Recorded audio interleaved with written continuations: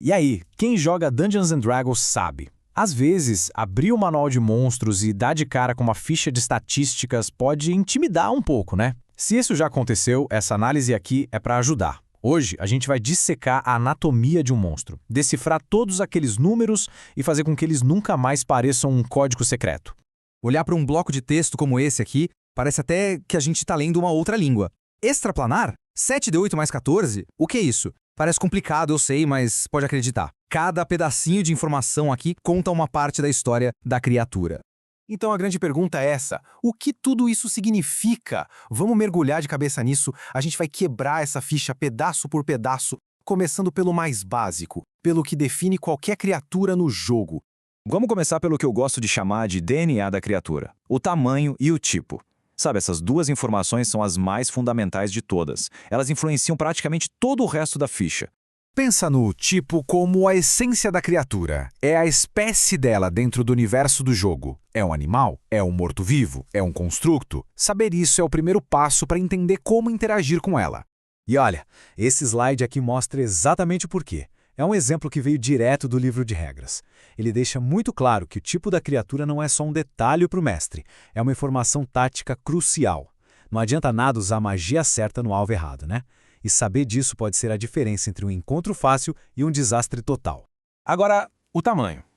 Aqui a gente está falando da presença física do monstro no campo de batalha. É um goblin miúdo ou um gigante imenso? Essa categoria física tem consequências diretas nas regras, em como a criatura luta, e isso, claro, muda toda a estratégia. O interessante aqui é ver o impacto direto do tamanho. Repara só, criaturas menores, as pequenas, ganham um bônus na classe de armadura e no ataque, ou seja, são mais difíceis de acertar. Já as maiores sofrem uma penalidade, mas compensam com mais alcance e controlando uma área bem maior do combate. Esse espaço extra pode bloquear um corredor inteiro e complicar a vida de todo o grupo. Para deixar tudo bem claro, vamos colocar lado a lado. Uma criatura pequena é mais ágil, mais difícil de ser atingida. Já uma criatura grande é um alvo maior, claro, mas domina uma área bem mais ampla do mapa. É aquela troca clássica de agilidade por força bruta. Ok.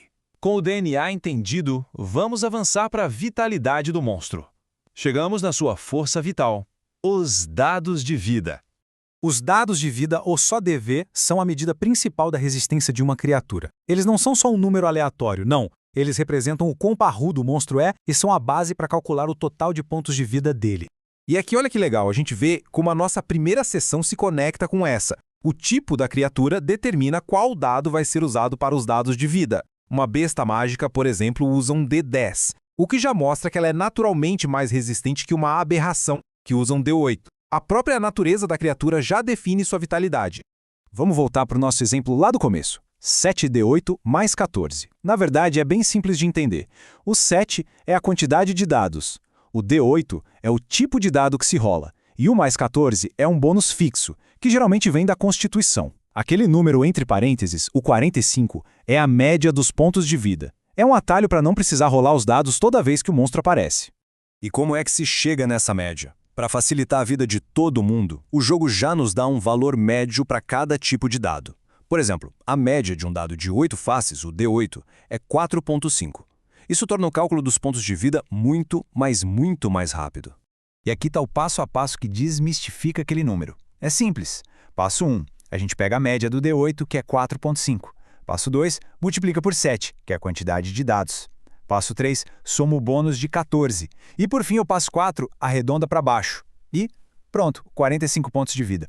Viu só? Nenhum mistério. Certo, agora vamos juntar todas as peças desse quebra-cabeça.